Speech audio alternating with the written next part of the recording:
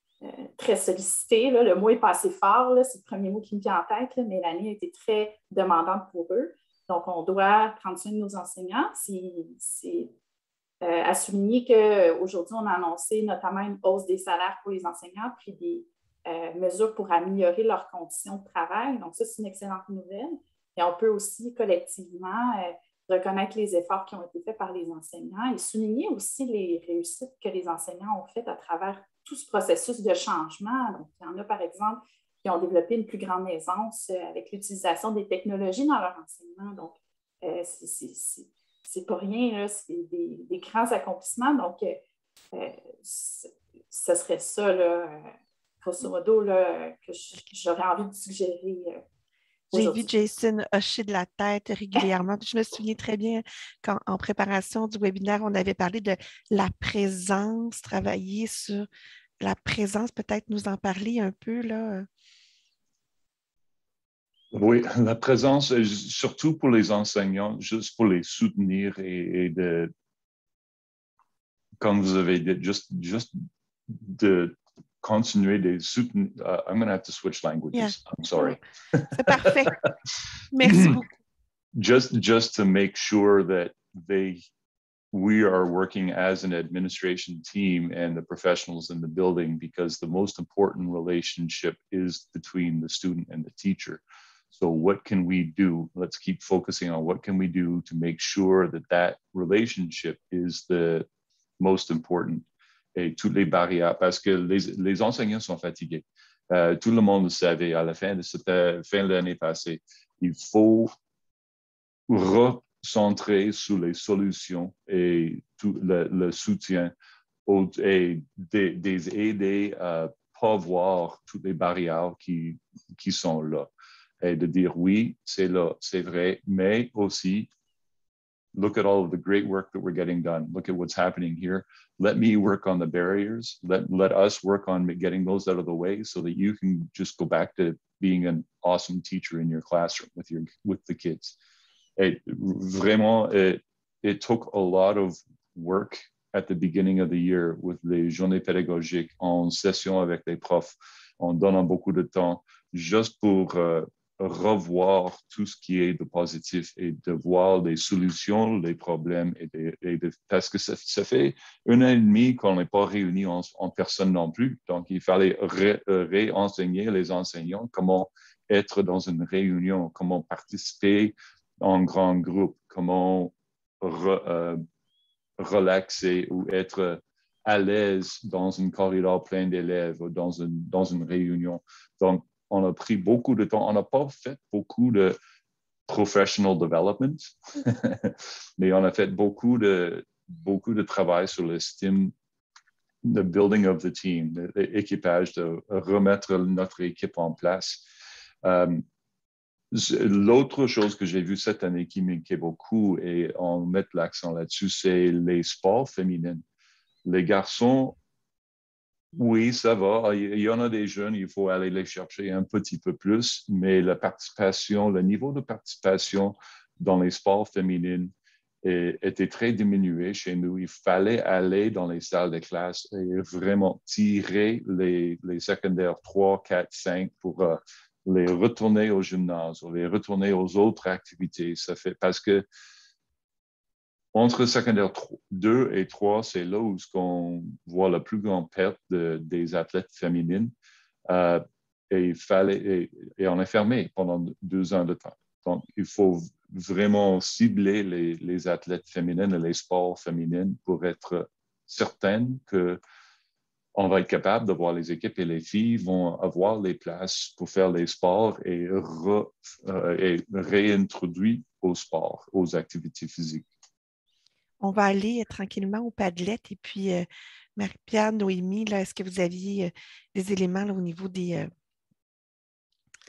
conseils à donner aux partenaires, aux intervenants. Là, je vois dans la conversation, tout le monde, les gens nous rappellent, les enseignants, mais toute l'équipe école, je pense que c'était dans l'esprit des interventions, je l'ai bien compris. Là, mais on a parlé de la relation maître-élève, puisque c'est un déterminant très bien documenté de la persévérance scolaire, mais moi, j'entends très bien de nos panélistes cette idée que c'est l'équipe au complet qui doit se remettre au travail là, et qui va faire partie de la solution. Donc, on va peut-être commencer à partager l'écran avec le Padlet, mais Marie-Pierre ou Noémie, Marie-Pierre, il y avait quelque chose. Vas-y, je vous laisse y aller. Ah non, c'est bien. Non, mais j'étais vraiment tout l'aspect de la bienveillance envers les enseignants, les équipes écoles et de favoriser le sport, c'était des grandes lignes pour moi. Puis le fait aussi que d'être certain d'avoir vraiment un filet de sécurité dans nos écoles, puis qu'on soit dans un esprit, puis que nos jeunes le comprennent, qu'on n'est pas dans une exigence de performance. Actuellement, on est en train de réapprendre d'avoir une exigence de présence. On veut être là, puis c'est déjà difficile. Être là, se réadapter, être dans ce rythme scolaire, alors qu'on soit pas dans un mindset de performance, mais bien de présence, puis d'avoir un filet de sécurité. Si je ne suis pas bien, que le réflexe soit pas je retourne à la maison où on appelle maman pour venir me chercher, je vais aller voir la TES, elle va m'aider, elle va accueillir ça, après elle va m'encourager à retourner en classe, mais qu'on ait un filet de sécurité. Parce que très, très souvent, moi, je demande toujours, en fait, à mes patients, un adulte significatif dans leur vie avec qui, justement, on travaille de filet de sécurité avec des jeunes en détresse. Et c'est extrêmement fréquent que l'adulte significatif de confiance, c'est quelqu'un de l'équipe école, un professeur ou un autre intervenant, mais c'est très souvent dans les écoles qu'ils ont leur adulte significatif. Merci, ça n'a pas oublié. Puis Noémie, ça, j'étais certaine. Vas-y. C'est sûr que je dois renchérir sur la présence des adultes significatifs, puisque c'est aussi ce que les zones jeunesse offrent, je pense, de plus précieux pour les adolescents. Là, c'est des adultes significatifs avec lesquels ils développent une relation profonde.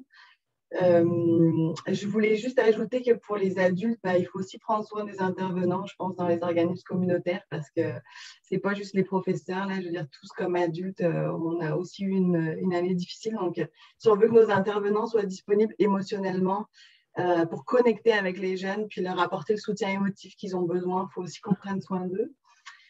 Et puis, je me disais, il ne faut pas oublier peut-être de demander aux ados de quoi ils ont besoin. Parce qu'ils sont quand même capables de mettre des mots sur comment ils se sentent et qu'est-ce qu'ils aimeraient. Et puis en partant de là, c'est un très bon départ, je pense, de repartir de la base et de leur demander où est-ce qu'ils en sont, puis comment ils se sentent.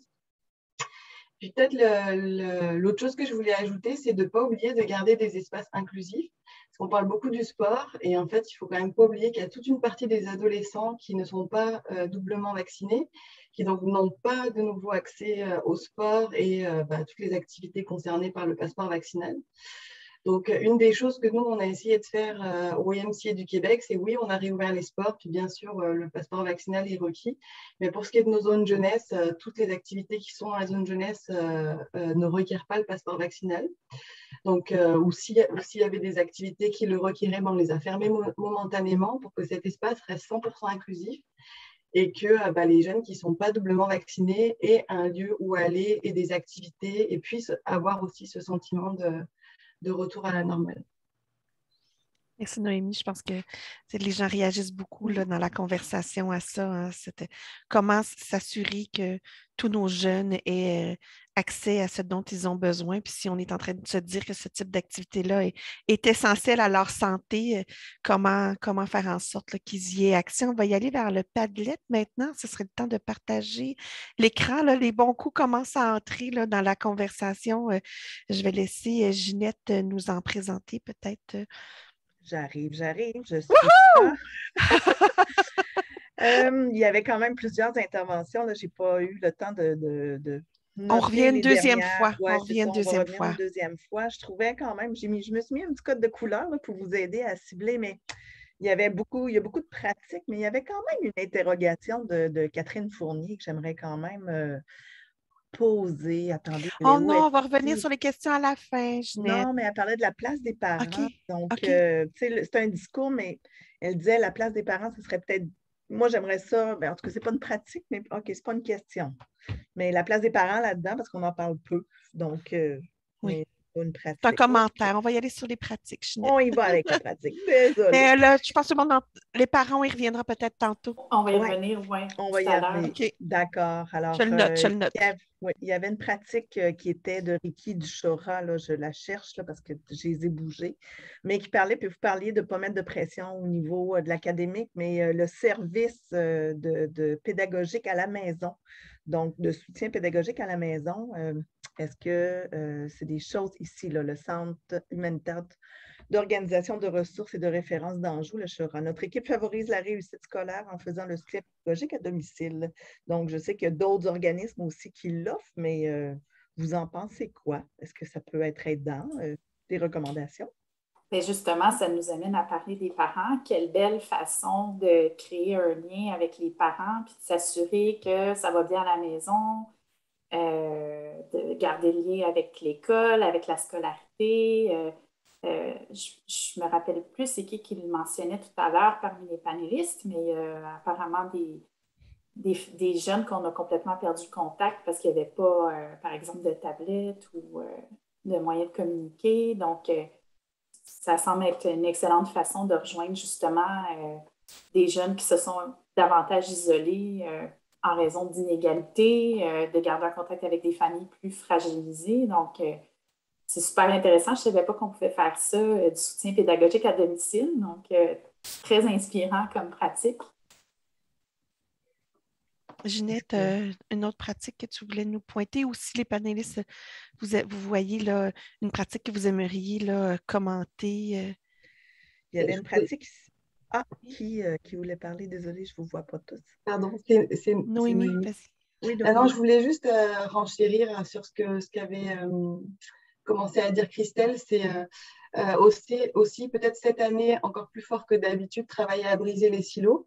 C'est-à-dire au niveau de l'école, mais aussi en général, faire en sorte de, oui, créer un filet de sécurité autour de l'adolescent, mais ça veut vouloir dire, dans les contraintes qu'ont les écoles, parce qu'elles sont très contraintes quand même, comment on peut collaborer avec les organismes qui sont là aussi pour offrir du soutien autour et dans le quartier, puis aussi à des moments où l'école est fermée.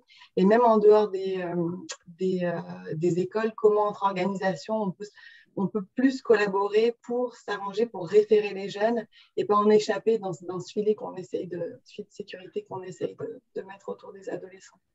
Tout à fait, Noémie. Puis je pense que ça rejoint un peu la pratique de Kathleen Thibodeau qui disait qu'ils sont un organisme communautaire qui ont mis en place une trajectoire de service claire et beaucoup de discussions de partenariat entre le scolaire et le communautaire. Donc, je pense que ça va aussi dans cette optique-là de collaboration entre les différents milieux pour ne pas échapper les jeunes et de créer ce parcours de service-là. Une pratique qui est... Oui, vas-y, André. Une dernière pratique, ensuite, on va continuer. Can I just jump into... Oui, yeah.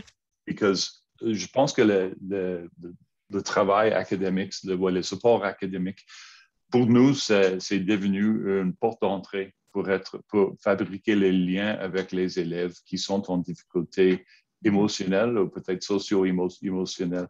Donc, toute notre équipe école, notre professionnel à l'école qui n'est pas enseignant, pour nous, sont devenus les tuteurs, les gens qui sont est-ce que vous avez besoin d'aide avec votre devoir? Viens me voir, je vais vous aider avec le devoir. Et c'est là où ça commence les conversations autour de comment ça va aujourd'hui. Mais ça présente toujours une porte d'entrée pour débuter les conversations importantes d'avoir avec les jeunes. Tout à fait. Si je peux me permettre très rapidement, il y en a un qui attire mon attention, de Viviane, Direction régionale de santé publique de Montréal, qui nous dit faire participer les jeunes dans tous les processus, consultation, planification, mise en œuvre.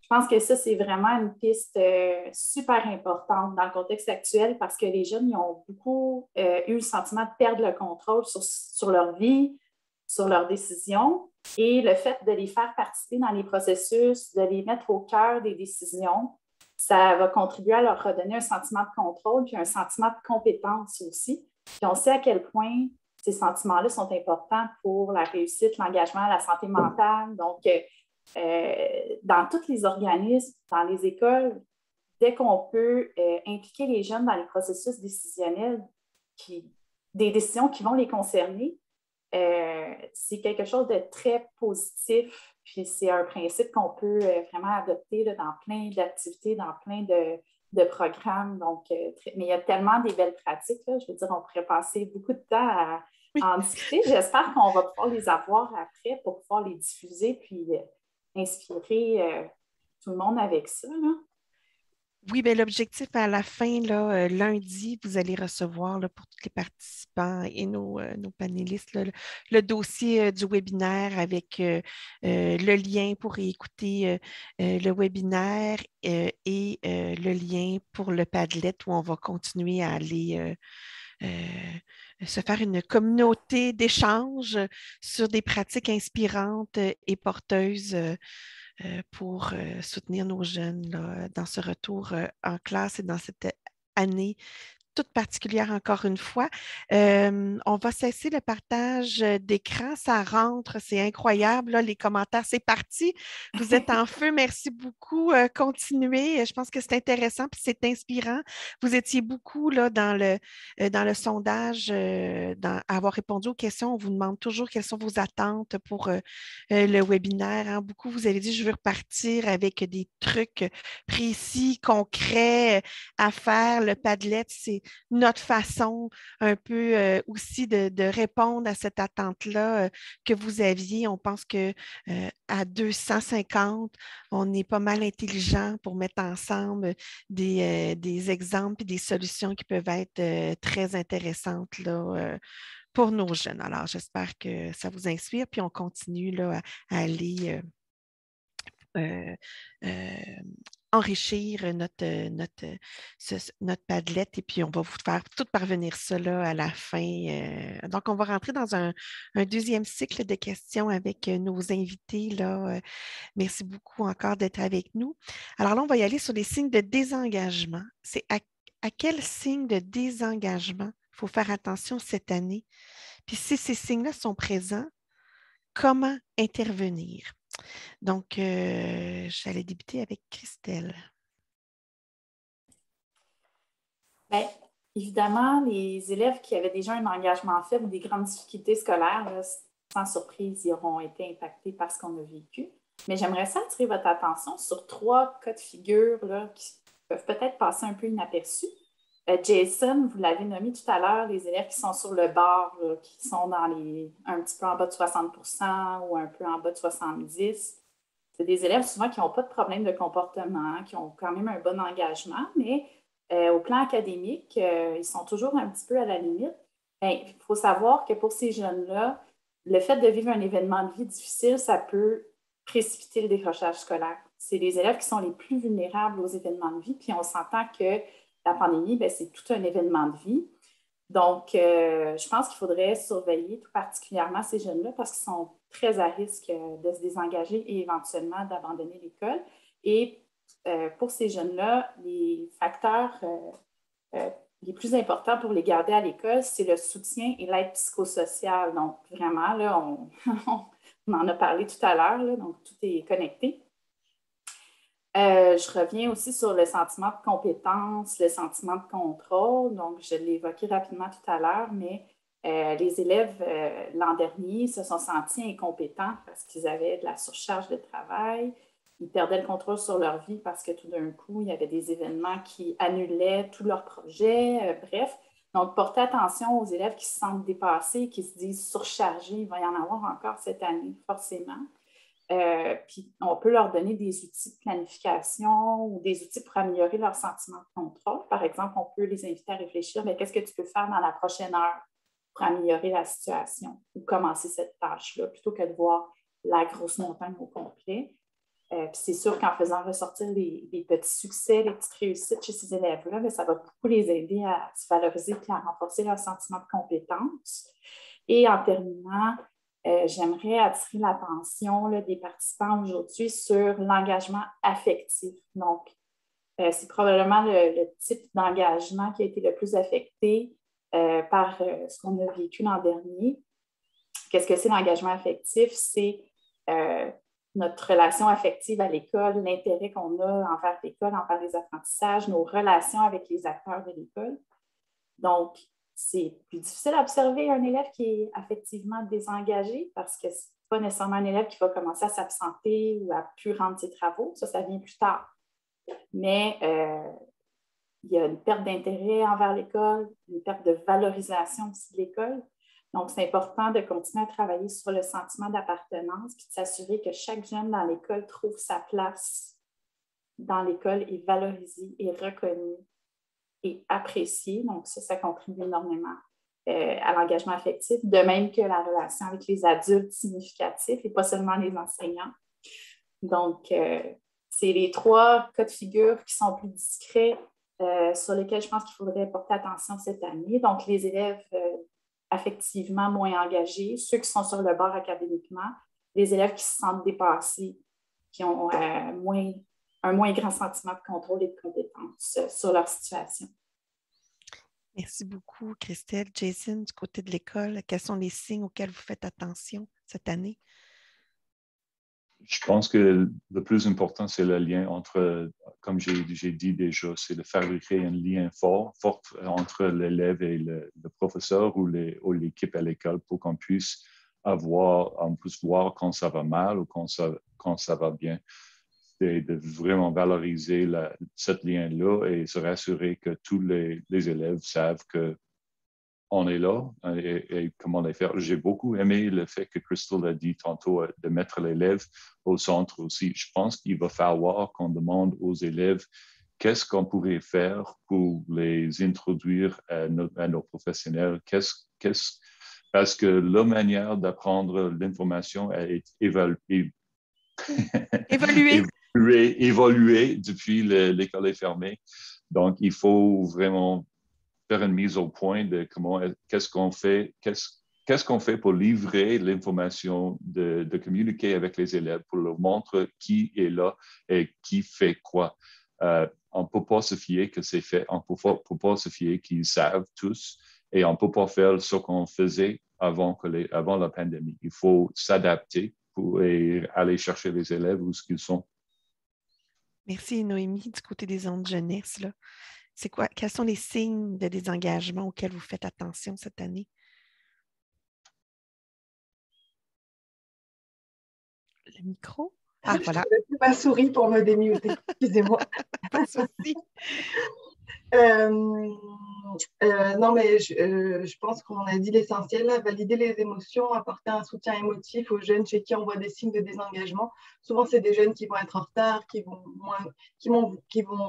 être moins présents dans le moment, ou carrément qui vont s'absenter, arriver plus tard. Ça peut être des jeunes aussi qui ont des comportements difficiles, c'est aussi un signe de désengagement. Fait que moi, j'irais aussi sur la connexion, la relation. Il faut réussir à connecter avec ces jeunes, puis valider les émotions et faire de l'écoute active beaucoup, je crois. Et puis après, j'irais aussi avec la motivation du jeune, c'est-à-dire les aider à retrouver des centres d'intérêt qui leur sont propres et les aider à les cultiver.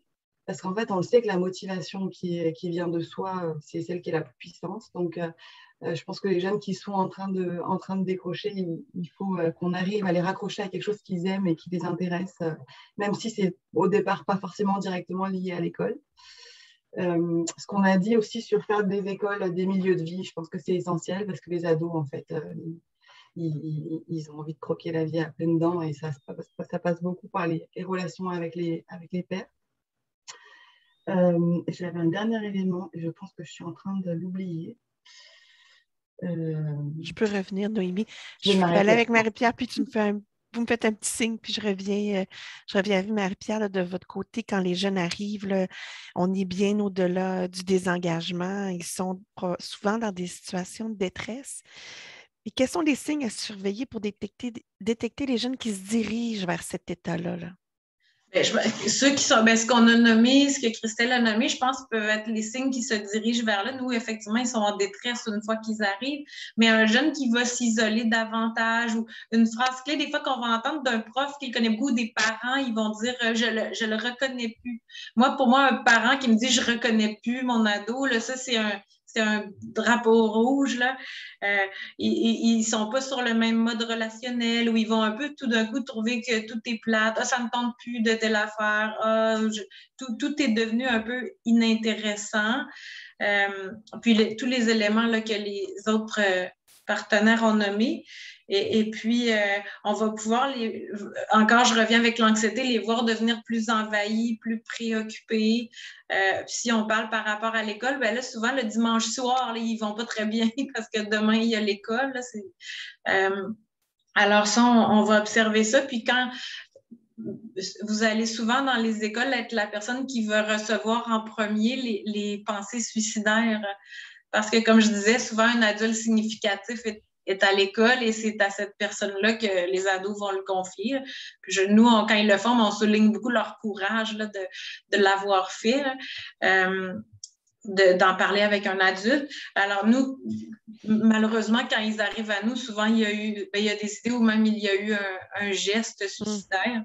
Donc, ce qu'on fait beaucoup à Sainte-Justine, puis dans les autres milieux aussi, mais c'est quand les jeunes viennent nous consulter, après, on va faire le lien avec l'école, justement. On va demander l'autorisation pour faire un lien avec l'équipe école. Puis quand je parlais tantôt de filet de sécurité, bien, la personne qu'on aurait identifiée comme notre filet de sécurité, on demande aux jeunes, est-ce que je peux l'appeler Madame l'ATS pour qu'elle sache qu'elle est ta personne de confiance. Donc, de faire le lien. J'ai vu passer tantôt, d'ailleurs, dans les commentaires, autour du travail d'équipe, je ne me souviens pas comment c'était formulé, là, mais c'est différent, le milieu scolaire, nous, les milieux hospitaliers, qu'on travaille conjointement et qu'on se parle.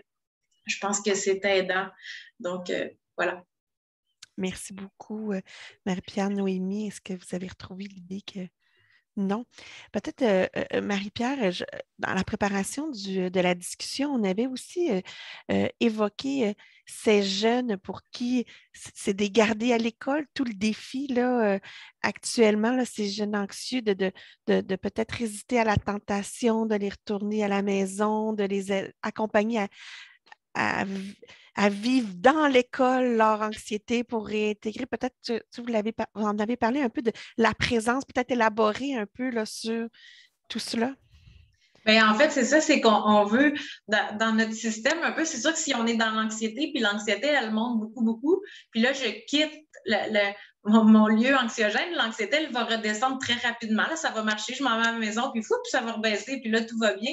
Donc, qu'est-ce que ça vient faire dans notre cerveau, ça? Ben, c'est que ça va renforcer que le signal d'alarme, l'alarme a bien fait de partir. C'est vrai que c'était dangereux parce que quand je me suis retirée, tout allait bien. Alors, ça renforce que l'anxiété arrive en milieu scolaire, d'où on veut qu'on passe à travers cette montée d'anxiété ou même une attaque de panique ou d'autres symptômes où on est envahi dans le bâtiment scolaire, pas nécessairement dans la classe. C'est pas, souvent, ils vont nous dire, mais je suis gênée, je suis pas pour faire une attaque de panique devant toute ma classe, puis là où ils ont peur de vomir ou de perdre connaissance. Alors, on va aimer leur donner une espèce de permission. Moi, je parle tout le temps avec les écoles pour ça, dire, ben, je sais pas, toi, 3 fois par jour, on s'adapte là, avec l'école, avec le jeune. Les écoles, ils les connaissent aussi, leurs jeunes. Toi, 3 fois par jour, tu peux simplement te lever. Tu n'as pas besoin de tout expliquer en levant ta main. Tu te lèves, tu sors, tu sais, voilà où tu t'en vas, à ton milieu un peu d'accueil et de sécurité dans l'école, c'est telle personne, tu t'en vas là.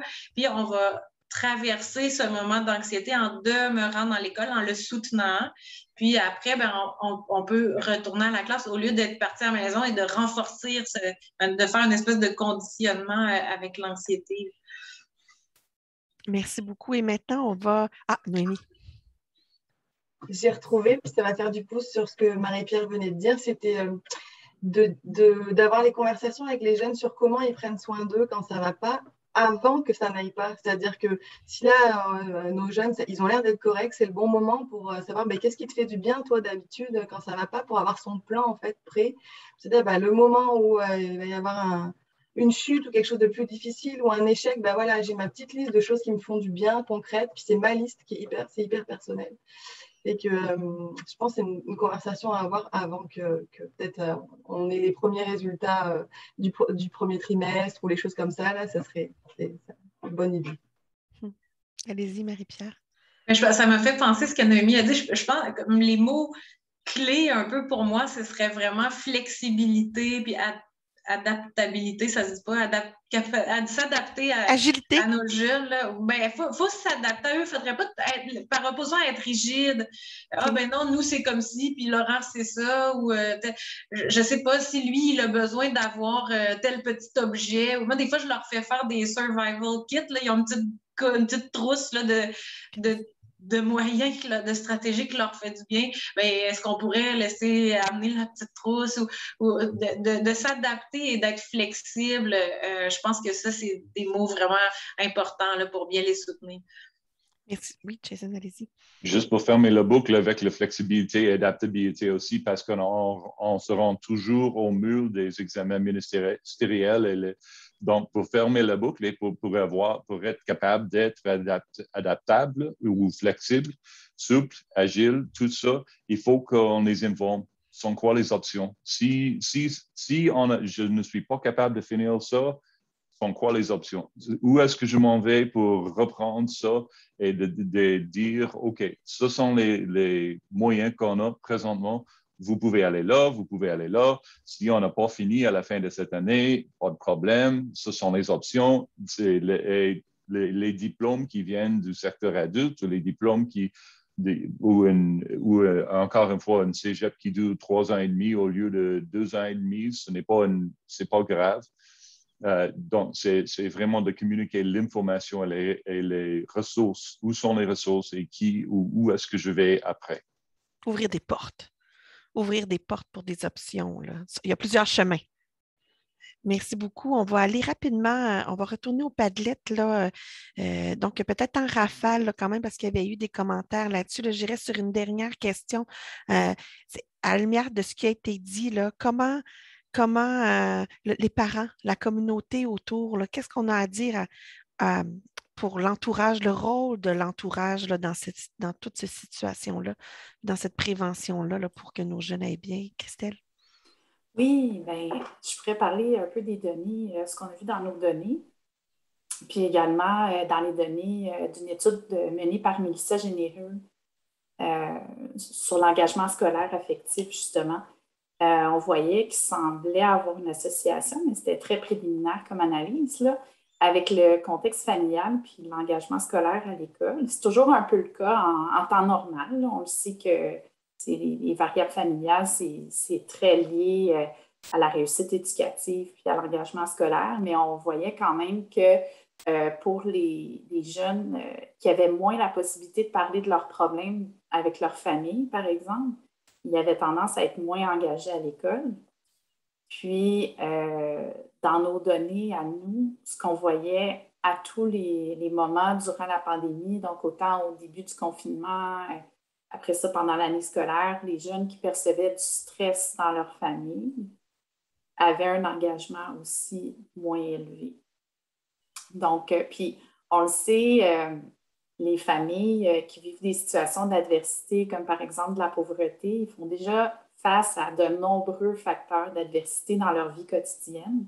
Donc, c'est sûr que le fait de vivre en plus une pandémie, ça vient encore plus ajouter de l'adversité au quotidien. Puis on sait que les inégalités font en sorte qu'on n'est pas tous égaux face à la pandémie. Donc, dans les familles où il y avait moins de ressources financières, mais aussi sociales, hein, parce que la pauvreté s'accompagne aussi d'isolement social, puis là, d'autant plus avec la pandémie, bien, on peut penser que ces réalités familiales-là qui sont inégales, les inégalités se sont creusées, ça tout le monde le dit, puis nos jeunes qui se sont retrouvés plus que jamais dans leur famille, même quand l'école a repris, ils étaient plus que jamais dans leur famille, donc plus que jamais leur vécu a été teinté par ces inégalités-là qui vivent dans leur famille. Marie-Pierre parlait aussi au début là, de la détresse des jeunes là, qui vivaient des situations familiales avec de la tension puis des conflits. Donc, tout ça là, fait en sorte que nos jeunes qui viennent de milieux défavorisés ou de familles où est-ce qu'il y a plus de conflits, il y a plus de tensions, c'est également des jeunes qui sont fortement à surveiller cette année parce que c'est pas vrai que parce qu'ils sont venus à l'école, tout ça est terminé puis ça va bien. Ça laisse des marques, ça change des dynamiques familiales de tels événements. Donc, définitivement, le contexte familial, il est à prendre en considération. Je ne l'avais pas trop nommé depuis le début parce que je voulais me centrer sur des recommandations pour le milieu scolaire, mais effectivement, le milieu scolaire accompagne les familles. Donc, c'est vrai que c'est super important là, de porter attention aux familles, puis aux parents, puis aux familles qui vivent des contextes plus difficiles. Les milieux communautaires aussi sont souvent, oui, Jason, allez-y. Je veux juste présenter le contraire de tout ça parce que pendant la pandémie, ici dans le sud-ouest de l'île, on a eu une hausse d'engagement des parents dans la vie d'école. On était capable d'avoir plus de réunions avec les parents, plus de contacts avec les parents parce qu'on utilisait une téléconférence. Donc, on est en train, la pandémie nous a présenté une belle opportunité pour peser sur le reset et de vraiment se questionner sur tous les moyens qu'on a ici pour se rendre en contact avec les parents. On avait plus de parents pour le Parent-Teacher Conference, les conférences enseignants-parents. On avait plus de parents pour notre Annual General Meeting. On avait plus de participation au niveau de Curriculum Night ou Meet the Creature, comme on dit. Donc, on a aussi eu ici dans le sud-ouest, dans une école où il y a beaucoup de pauvreté, beaucoup de problèmes de famille, beaucoup anciens problèmes d'une communauté ou l'autre, on a eu une hausse de participation avec les parents et on est en train de garder son quoi, nos bons coups, qu'est-ce qu'on va garder et qu'est-ce qu'on va remettre comme c'était avant. Merci, c'est super intéressant. Il y a toujours deux côtés à une médaille, hein, puis je pense que c'est important de souligner les deux aspects là, de cette question. Le contact avec la famille, souvent les milieux communautaires, vous êtes très proches, plus proches, vous êtes vraiment une liaison souvent avec les familles. Surtout avec les familles, avec les parents qui vivent à deux endroits. Oui. Ou avec une maman qui travaille à Toronto, ils sont là pendant la semaine et ils retournent pour les week-ends. On était capable de se rendre en contact face à face avec eux, les deux en même temps. Ah, ça, c'est intéressant. On va passer au Padlet. Puis ensuite de ça, on va aller sur une période de questions. Donc, peut-être, Ginette, je t'invite à nous partager l'écran. Là, les bons coups ont continué à affluer. Donc, peut-être, Ginette, si tu veux nous en partager. Oui, j'aimerais quand même peut-être aborder quelque chose que vous avez parlé un petit peu tout à l'heure, donc la gestion de l'anxiété, la gestion du stress. On voyait quand même Maxime Clich de Commission scolaire Beauce-et-de-Chemin, mais aussi Sylvie du Centre de formation professionnelle des métiers de santé. Ils font des actions pour justement la gestion du stress et l'anxiété, que ce soit des ateliers de la gestion du stress avec Sonia Lupien, ou du travail, la pleine conscience, le yoga, puis M. Clich disait qu'il y avait vraiment des effets intéressants. Qu'est-ce que vous pensez de ces approches-là, de faire vivre des actions auprès des jeunes pour diminuer leur stress, leur anxiété?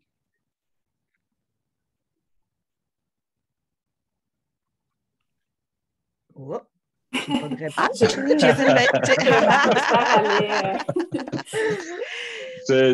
Ça dépend vraiment. Il faut vraiment avoir quelqu'un qui est motivé pour le faire, pour les animer, les sessions et de les faire participer. Si la communauté le soutient, pourquoi pas?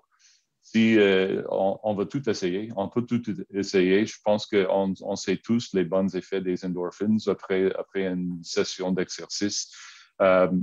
Il faut vraiment avoir beaucoup de gens dans l'animation aussi, juste pour regarder des gens, parce que c'est pas tout le monde qui bouge très bien et qui est capable de bouger non plus.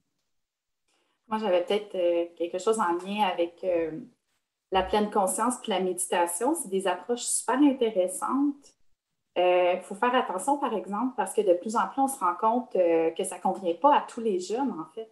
Il y a des jeunes, puis Marie-Pierre pourra me corriger évidemment là, si je me trompe, mais il y a des jeunes pour qui ça va faire monter les symptômes anxieux, de se mettre dans l'immobilité et la pleine conscience.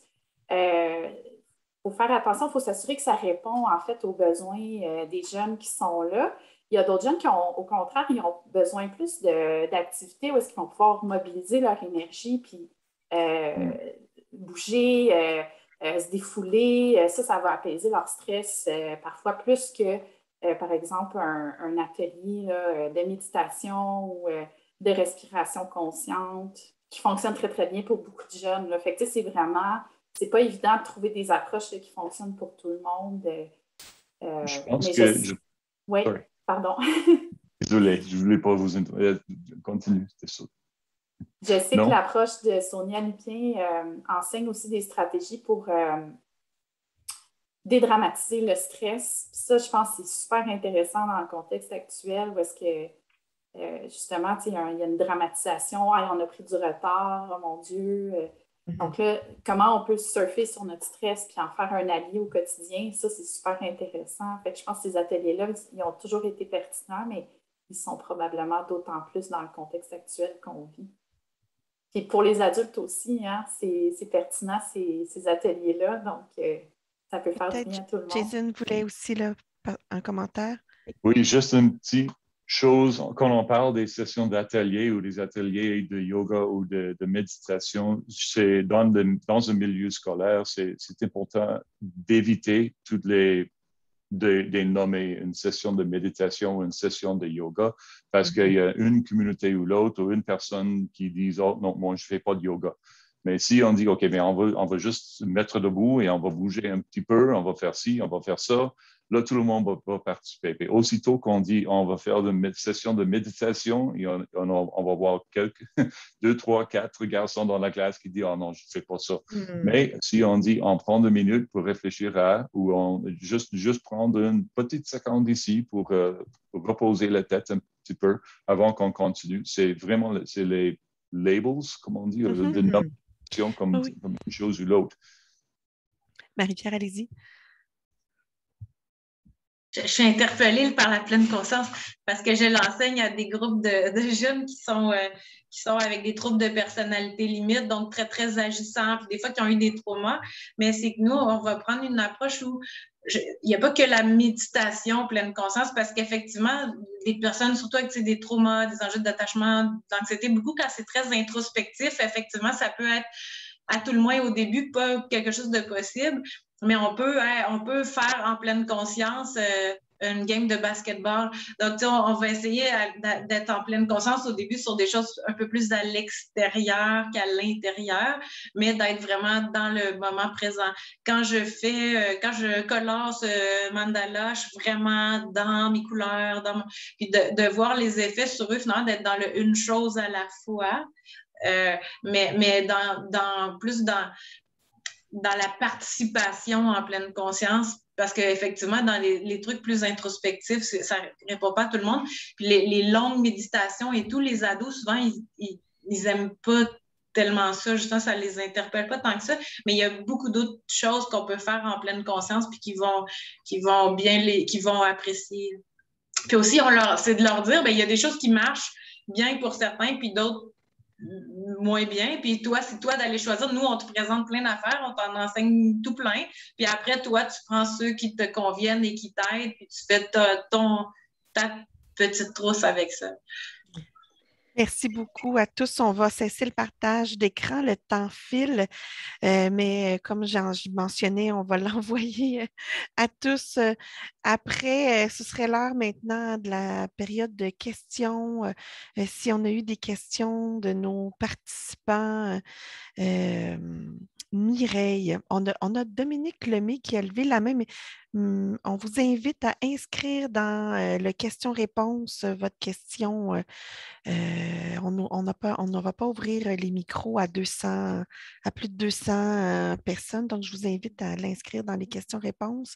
Mireille, est-ce que Je peux poser une première question. Il n'y a pas beaucoup de questions. Il y avait en fait la période d'interaction. Si vous voulez la faire en premier, il n'y a pas beaucoup de questions. Sinon, je peux poser les 2 questions. Vas-y avec les questions, Mireille.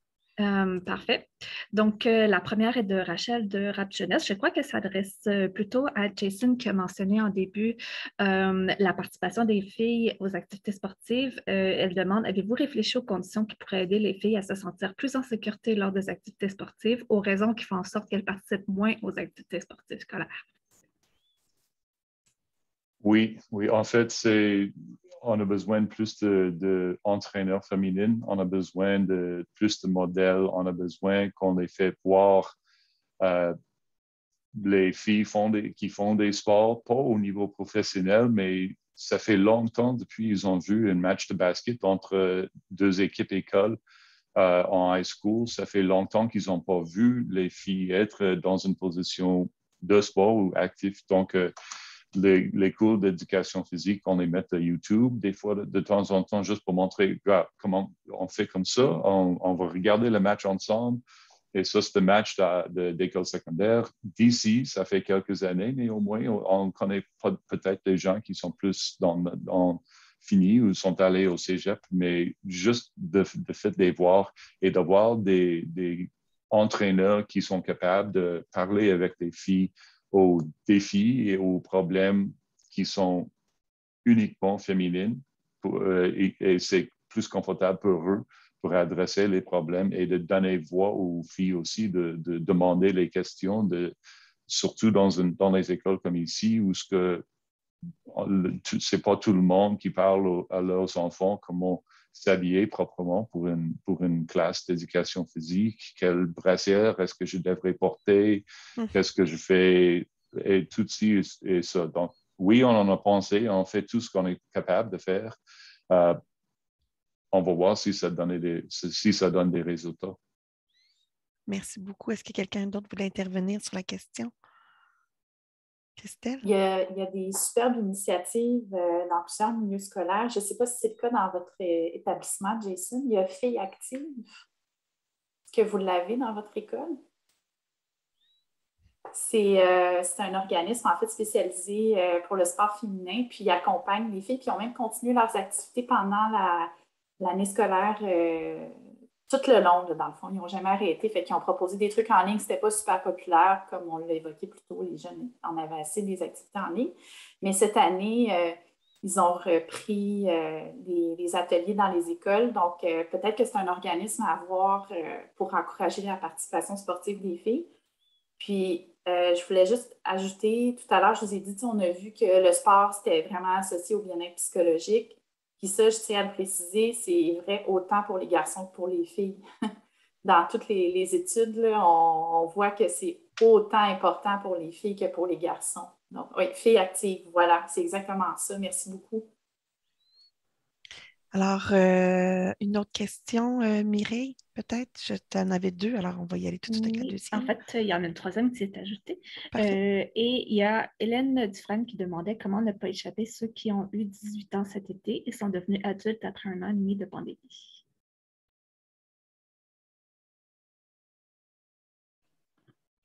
Je peux y aller.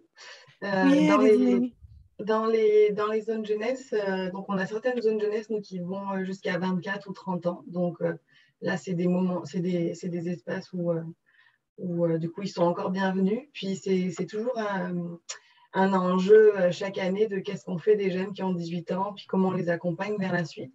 Une des pistes pour nous, c'est quand ils en ont envie, les aider à continuer à s'impliquer dans le milieu comme bénévoles. Donc, c'est sûr qu'on ne peut pas prendre tous les jeunes qui ont eu 18 ans, mais il y en a une partie pour lesquels ils poursuivent leur parcours comme ça. Donc, souvent, ils ont beaucoup reçu d'un lieu comme la zone jeunesse, puis ils ont envie de poursuivre, en fait. Donc, c'est une bonne option. Puis aussi, on essaye de ne pas les jeter du jour au lendemain. C'est-à-dire qu'un jeune, même s'il a eu 18 ans, puis qu'on sent qu'il est encore attaché, puis qu'on a encore un espace ou un lieu significatif pour lui, du jour au lendemain, on ne ferme pas. On va tranquillement travailler à trouver quels sont les nouveaux espaces, les nouveaux lieux, les nouveaux adultes significatifs qu'il va pouvoir ajouter à sa vie pour tranquillement qu'il puisse faire sa transition. Merci. Est-ce qu'il y a d'autres intervenants à me réajouter? Je pense qu'il faut être vigilant aussi. C'est le 18 ans, là, ce qui est très difficile, c'est que souvent, puis il faut qu'on trouve le moyen comme système, puis comme adulte, d'éviter ça. Mais c'est qu'avec 18 ans, plusieurs choses tombent en même temps.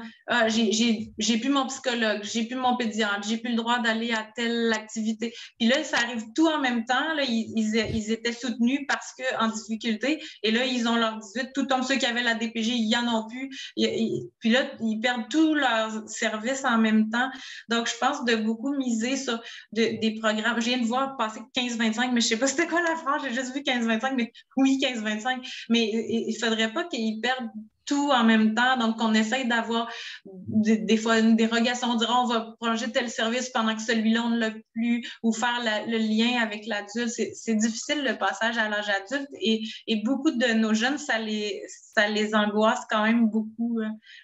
Voilà. Mais il y a clairement des trucs à regarder dans le système aussi. Là. C'est pour, oui. Je pense que justement, de plus en plus, il y a des services qui s'adressent aux 15-25. Donc, par exemple, il y a Arrivette. C'est un nouveau service qui existe. Donc, je pense qu'on peut aussi diriger les jeunes vers ce service-là qui permet vraiment une continuité. Puis, c'est une formule un peu informelle, maison de jeunes, mais pour jeunes adultes, donc c'est pas trop intimidant. Puis il y a plein d'intervenants qui sont là, il y a des programmes. Il y a plusieurs CJE aussi là, dans les commentaires qui ont mentionné, là, qui desservent les 15-35 ans. Plusieurs organismes communautaires, mais je pense aussi qu'il ne faut pas oublier, ça se fait des dérogations. Non, mais ça se fait des dérogations. Ils réussissent à garder, ils peuvent garder jusqu'à 18 ans en formation générale des jeunes dans certaines écoles secondaires, des jeunes pour qui c'est vraiment nécessaire, comme par exemple qui sont arrivés tardivement en classe d'accueil au secondaire, que le passage à la FGA serait très fragilisant pour eux, mais j'entends qu'il faut aller plus loin dans cette réflexion-là, que tout ne peut pas tomber en même temps. Il est déjà 10h26. On va prendre une dernière question avec une réponse seulement à cette dernière question-là, puis ce sera la conclusion. Terminer à l'heure, c'est essentiel dans ce mode de travail hybride où on enchaîne les rencontres à la minute près. Alors, Mireille, dernière question, s'il vous plaît. Oui, il y a Robert Payard qui demande quels sont les besoins des jeunes qui entrent au cégep étant donné l'autonomie de la formation collégiale, que la formation collégiale requiert sont entre deux mondes, un pied encore au secondaire et l'autre au cégep. Est-ce que vous avez des pistes l'étude de Christelle portait beaucoup sur les jeunes secondaires, oui. J'ai eu le privilège de participer à un séminaire organisé par le regroupement des cégeps de Montréal il n'y a pas si longtemps. Puis il y avait un regroupement d'étudiants du cégep qui venaient justement parler de leurs besoins. C'était super intéressant. Je ne sais pas si on peut le réécouter, ce séminaire-là, quelque part. Peut-être qu'on pourra chercher pour mettre un lien. Mais en gros, ce qui ressortait tellement fortement, c'était évidemment le besoin de socialiser. Il disait je ne sais pas trop, quand je vais arriver, je vais-tu m'asseoir tout seul à la cafétéria parce que là, je ne connais personne, ça fait longtemps que je ne suis pas allée à l'école. Fait qu'il y avait ça. Il y avait le besoin aussi de se sentir compétent comme futur étudiant du cégep. Donc, ils doutaient un peu là, de leur sentiment de compétence. Personnellement, c'est ce que j'avais retenu de cet exercice-là. Puis je pense que ça fait des liens avec ce qu'on a nommé par rapport aux besoins des adolescents depuis le début du webinaire d'aujourd'hui. Merci. Merci beaucoup. Effectivement, la FEC a fait une grande étude. Là, ils étaient là, à ce webinaire-là. La FEC, c'est la Fédération étudiante collégiale du Québec et ils avaient mis un certain nombre de pistes et de besoins. Peut-être qu'on pourra effectivement là, mettre le lien. Excellente idée, Christelle. Donc, on aurait terminé ce webinaire, ma foi. 7h30 a filé si rapidement, mais en si bonne compagnie. Tout ça passe vite. Je vous remercie infiniment de votre générosité d'avoir été avec nous là, cet après-midi. Christelle, Marie-Pierre, Noémie, Jason, merci beaucoup d'avoir partagé là, vos observations, d'avoir partagé vos recommandations. À tous nos participants qui étaient avec nous aussi, merci infiniment de la générosité de vos commentaires, du partage de vos expériences et de vos initiatives. Là. Ce Padlet-là, il demeure en ligne. Vous pouvez continuer à l'enrichir et comme je le mentionnais, on va le partager là, à tous. Avant de terminer, peut-être vous mentionner que Réseau Réussite Montréal, notre prochain webinaire sera en novembre et portera sur les adolescents et les écrans.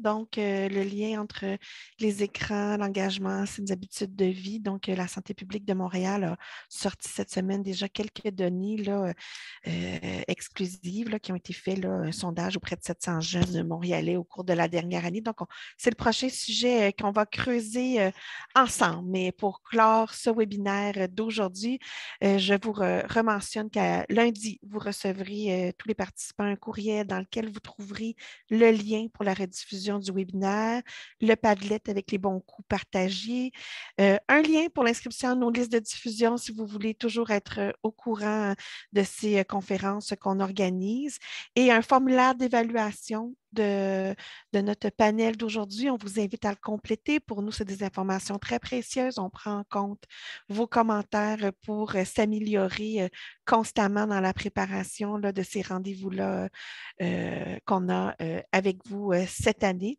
Alors, pour terminer, j'aimerais remercier mon équipe qui a organisé ce webinaire-là, puis encore une fois, nos 4 panélistes. Merci infiniment pour la générosité de vos propos et du temps que vous nous avez accordé pour préparer ce panel avec nous aujourd'hui. Alors à tous, je vous souhaite une bonne journée, un bon week-end, une bonne année scolaire et on se revoit bientôt.